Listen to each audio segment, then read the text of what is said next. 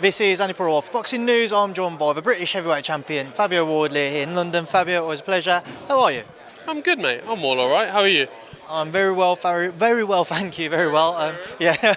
Before we obviously come on to these beautiful posters behind yourself, what's going on, Fabio? What's the latest? Fucking nothing.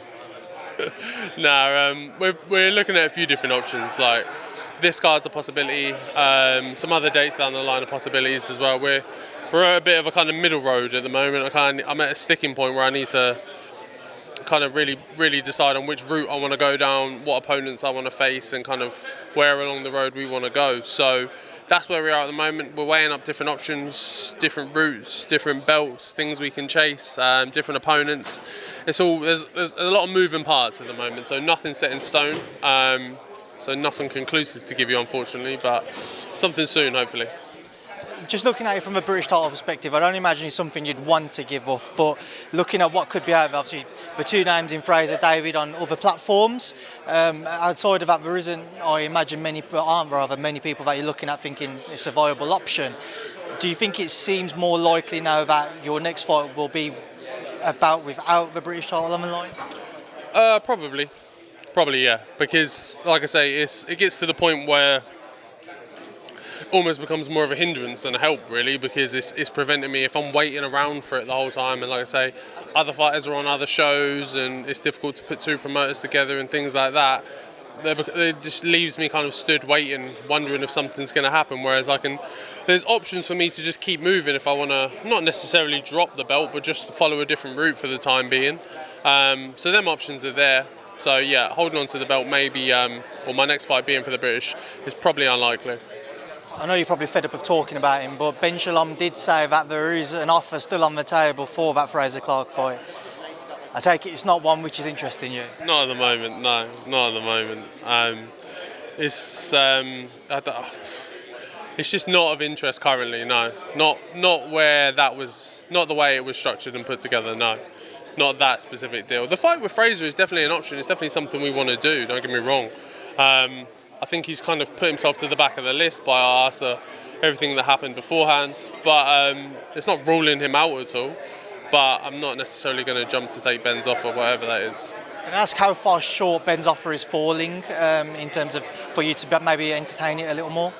It's not necessarily even about the money. It's about why would I have to go and fight on his show? Like Ben's offer is not going to be for Frazer to fight on DAZN, is it? With me, Ed, and Matchroom. So that's not the problem for me right now. It's me looking at what's best for me, and whether that be Frazer, whether it be jumping in with him or other options. And like I say, for me at least mentally as well, I pushed him to the back of the queue. Like he had his opportunity. So do I want to rope myself into a situation where maybe that gets pulled again last minute, and I'm stood around my hands in my pockets again, just waiting? So weighing up pros and cons. Fabio, one man who you did say you didn't really have an interest in facing is Dave Allen. There were some reports coming out that Frazer may be facing Dave Allen next. What are your thoughts on that? It's an interesting fight, yeah. It's an interesting fight because depending on Dave, he's a great talker. He always says like I'm in the best shape, I'm training the hardest, this, that, and the other. There's always a few question marks around that with him, but if he does come in shape, if he does turn up and he is fit and ready, he is obviously very durable. One thing we know about Dave is he's always there to the final bell. So with Frazer as well, in his last fight, he looked all right. I think he got a bit of criticism for it. And obviously people were saying that he was gassing and things like that. So if he does that against Dave, maybe he's in a situation where he gets caught sleeping and gets caught lazy. So it could be interesting in the later rounds.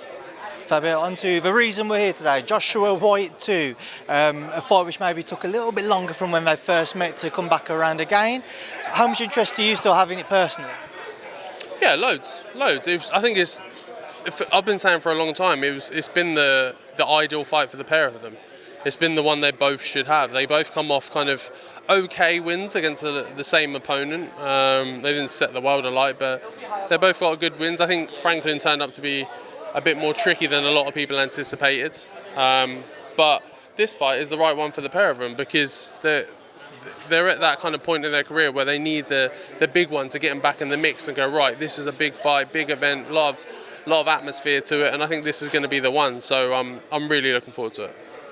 Fabio, when they previously fought, it was very heated. There was a lot of kind of said back and forth. Very different approach today. When they share the ring, what do you actually expect? Do you expect it to be that explosive type of fight the first one was, or do you expect a very different one given how their careers have gone recently? I think it's going to be both. It's going to be explosive and different because they're different fighters. They're not the same anymore. They're both developed, had wins, had losses, come on, learn about themselves as fighters, changed their trainers. There's so many different variables to it now that obviously at their core they're both still fighters. They're both still really going to want to get stuck into each other, but they've learned some stuff along the way where they're just going to slow things down a touch and maybe take it a bit easier for the first couple of rounds. Is this a fight where the winner steps away from the sport? Sorry, the loser rather steps away from the sport?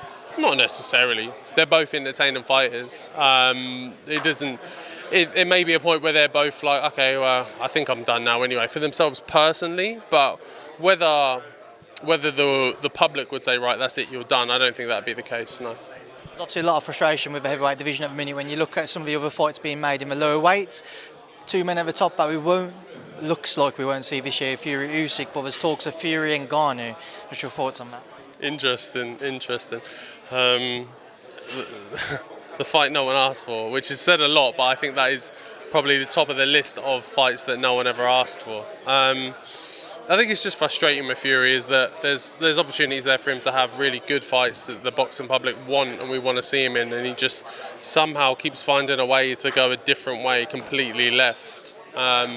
So I think the public's patience with him is kind of wearing thin. Of like, just come on, give us what we want here. You run around and you talk and you say this, that, and the other, and then it never comes to fruition. So I think everyone's left a bit frustrated.